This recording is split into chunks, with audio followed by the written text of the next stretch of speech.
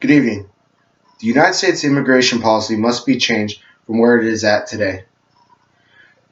This will allow the country to minimize security threats, focus on American workers, and increase the efficiency of social services. The United States' current policy towards immigration is vague and not very principled. The United States Department of Homeland Security is a cabinet department of the U.S. federal government, and they maintain the public security of the United States.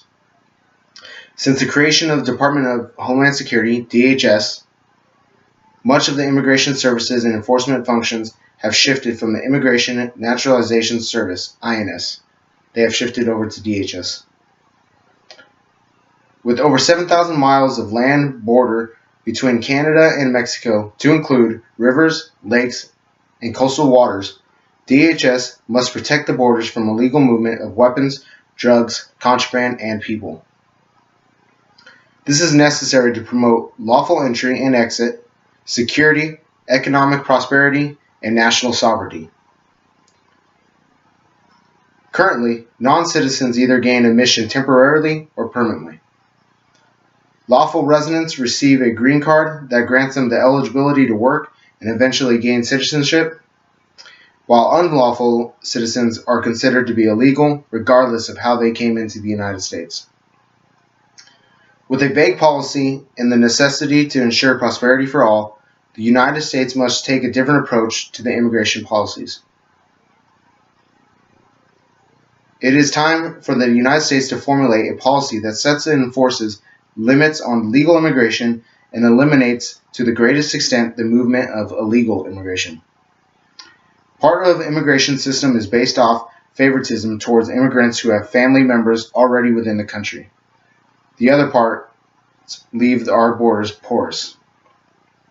While there are some that are non-criminal illegal aliens, the policy now consequently impedes on our national security, supports violence, gangs, human trafficking, alien smugglers, drug cartels, and they all have access to the United States. Furthermore, a policy that protects American workers, taxpayers, and citizens must be set in place. According to the Federation of American Immigration Reform, the United States has trillions in national debt, and Americans face job placement, wage stagnation, and heavier tax burden, all within the past 40 years. Moving into the new year, there are some options that can be suggested to reform the United States immigration policy. Option 1, open to the world. By opening up U.S. borders, it will accelerate and be a shining example to the world the removal of nationalism and the promotion of openness, tolerance, and diversity in the United States. Open migration would put the U.S. in touch with the world and give them an edge in exportation. This would require a policy change such as removing immigration bureaucratic obstacles, allowing asylum and more immigration, give more assimilation training, and grant access to education, healthcare, and all other social services within the United States. Option 2, make immigration unnecessary. The United States has the largest percentage of migrants. Being one of the best economies in the world, the focus should not be on taking away the brightest from developing countries. Instead, it should be keeping them in their land in order to keep their developing state a more prosperous one. This option can be explored through the expansion of foreign aid and trade benefits that help other governments work with other developed countries in order to coordinate a better refugee resettlement and prevent future crises. Finally, it would also be necessary to reduce the number of immigration visas awarded to include refugees. Option 3, American interests first.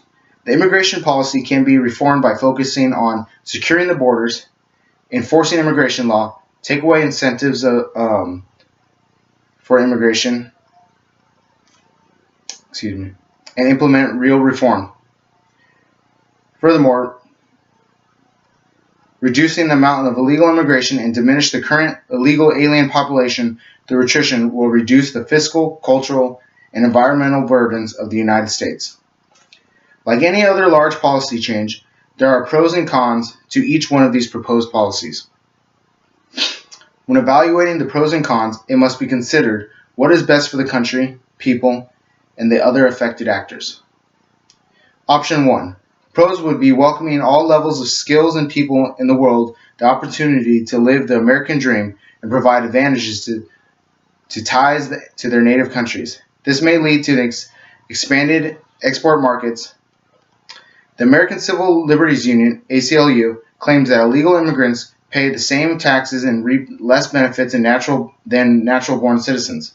Their money spent generates additional spending for the local economy, and this position claims that because the United States is still a young country, it has room to grow and build upon its diverse citizens.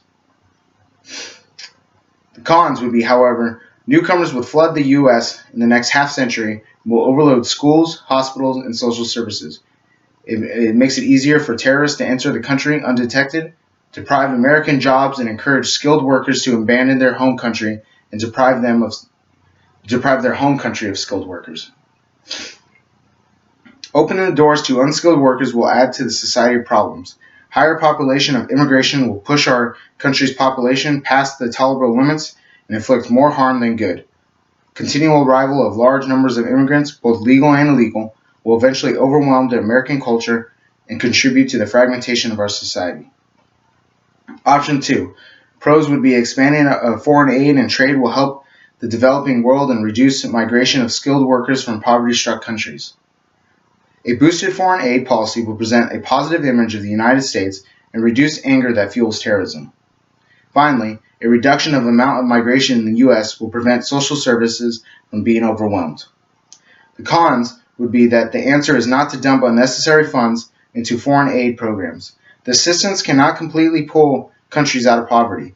Limiting the amount of immigration will cause resentment and will also deprive the U.S. of having foreign talent from migrating to the U.S., and the desire to come into the U.S. will always be there regardless, and it will not stop. Option 3. Omitting highly skilled workers who are suited for the demands of the U.S. economy will help our government hold down costs of social services. A tailored immigration policy will attract the workforce that is needed. These methods will greatly enhance the workforce, promote state sovereignty, and ensure the policies geared towards securing the country are in place. Some of the cons would be, one thought is that this option will leave other countries with a lack of skillful workers. Furthermore, it discriminates against those who are unable to educate themselves in those highly sought-out technical jobs. Consequently, it may also lead to resentment from other countries.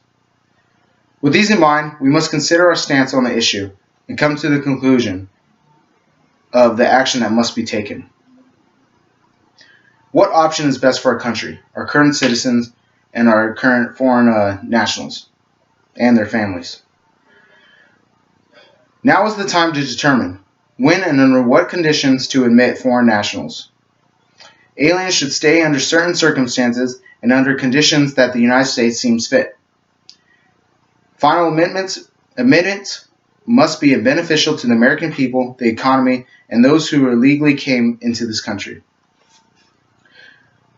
The policy recommended must secure the borders, enforce immigration law, take away the incentives, and implement true immigration reform.